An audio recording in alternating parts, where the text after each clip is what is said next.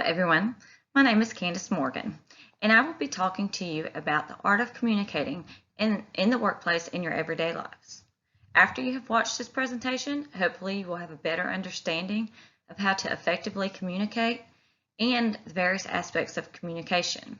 I will provide some real-world examples of how to communicate as well as some of the barriers that hinder communication. I want you to think back to when you were a little kid, using two cans and a string to try to communicate with your best friend. We would swear that we could hear each other through the cans, but we really could hear each other from across the room. Even as a child, you were looking for better ways to communicate with one another. As a kid, you were soaking up all of the knowledge around you. We have a thirst for communication. Why is it that when we are young, we want to communicate so badly? We want to speak, listen, touch to get our message across. We would do anything to communicate with another person. I've noticed that the older we get, the less we do communicate, and many times we're communicating, we aren't doing it effectively. What is communication? It is defined as the process by which information is exchanged between individuals through a common system of symbols, signs, or behavior.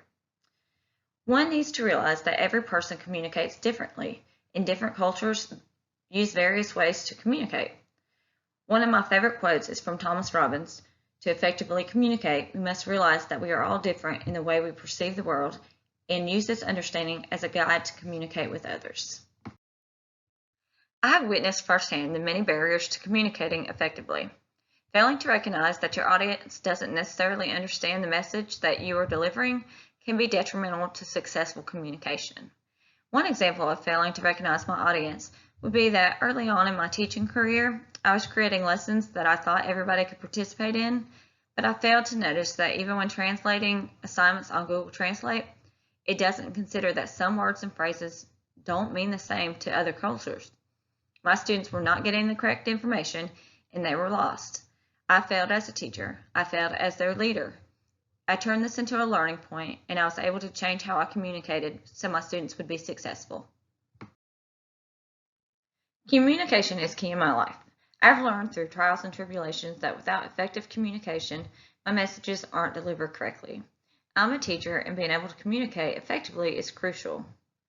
In my classroom, there are numerous things that I take into consideration when communicating with my students. I build relationships with them from day one. Being a good leader means connecting with your audience. Humans want relationships. They crave human interactions. Knowing beforehand how everyone interprets the message makes it easier for you to convey your message. Another example is when I am teaching, I have to go over vocabulary words that the students are unfamiliar with, so they have a better understanding of the content. It can be very easy as a leader to just expect someone to know what you are talking about because you know and think it's easy. So you get frustrated wondering why they're not getting this. That frustrates both parties involved and that can damage the message being communicated effectively. As an effective leader, you need to be able to adapt to other people's way of communicating based off of your audience. As a leader, you must be able to listen to the message without any perceived ideas. This will allow you to gain a clear understanding of another's thoughts and perspectives.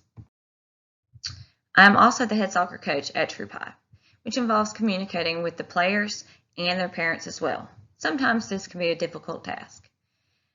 I try every day to make sure that I'm constantly putting effort into trying to be a good leader to my students and my players.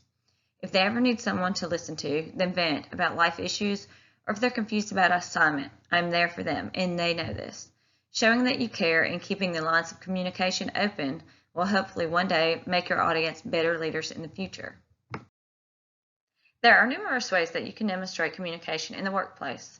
One way that you can demonstrate communication would be to make sure that you acknowledge when someone is doing a good job. People want to be rewarded and praised for the effort that they put into their work. Many people pride themselves on their work ethics, so acknowledge that. Another example of good communication skills would be to keep an open mind. Listen for the message without prejudging and without being distracted. When someone wants to communicate with you, make sure that you are fully vested in what they are saying. Clear your mind from distractions, put your cell phone or any other device that you have away, and let the listener know that you care about what they have to say. In conclusion, communication is a two-way street. You must have both a sender and a receiver that want to communicate with one another in order for you to successfully communicate message.